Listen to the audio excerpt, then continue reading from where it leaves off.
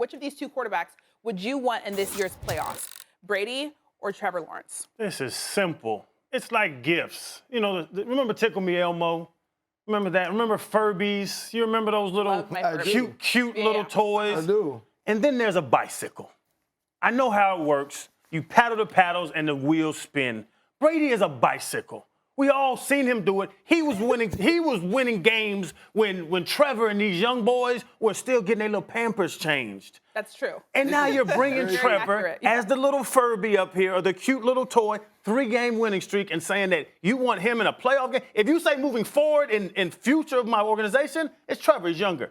Winning a playoff game this year, I'm going with the guy. You just saw it against the Cardinals.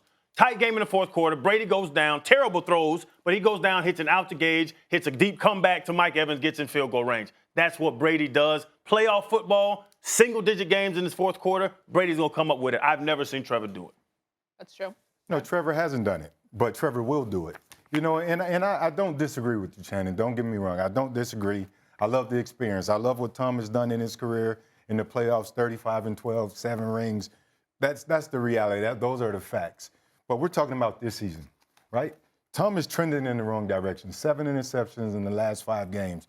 The Bucs, I don't think they even win their division with the way they have to finish this season. I think that the Carolina Panthers leapfrog the Tampa Bay Buccaneers and win the NFC South. Although at the beginning of the season, I did pick the Bucs to win that division, but I don't know if it happens in the way that they're trending. So if we're talking about the playoffs, I think Trevor is trending in the right direction. He's protecting the football. Tom hasn't protected the football in the past 5 weeks. Trevor is. But the only argument is track record, and it's a valid argument because I love Tom. I love everything about Tom. So when the question came in, I wanted to say Tom. But for sake of this debate and this year and where we are right now in terms of how each guy is playing, I got to go with Trevor Lawrence. This is not a Trevor Lawrence, Tom Brady question. This is a Jacksonville Jaguars, Tampa Bay Buccaneers question. The Jacksonville Jaguars and the Tampa Bay Buccaneers, if you look at these two teams throughout the season, you're going to look at their final record, you may think to yourself, in totality, neither one of these teams deserve to host a playoff game. And I actually agree with that. But when we look at the team that's ascending, the team that's playing better, the team that's doing more around their quarterback, it's the Jacksonville Jaguars. Right. And also the quarterback who is young enough, the quarterback who is right now talented enough to lift some of those players, right? Christian Kirk was a good pickup in the offseason. Evan Ingram, a good pickup in the offseason. Zay Jones, good pickups in the offseason. But we even said coming into this year, like, who's a number one? Like, which one of these guys are a guy that elevates Trevor Lawrence? What we've actually seen is Trevor Lawrence has found a way to elevate them.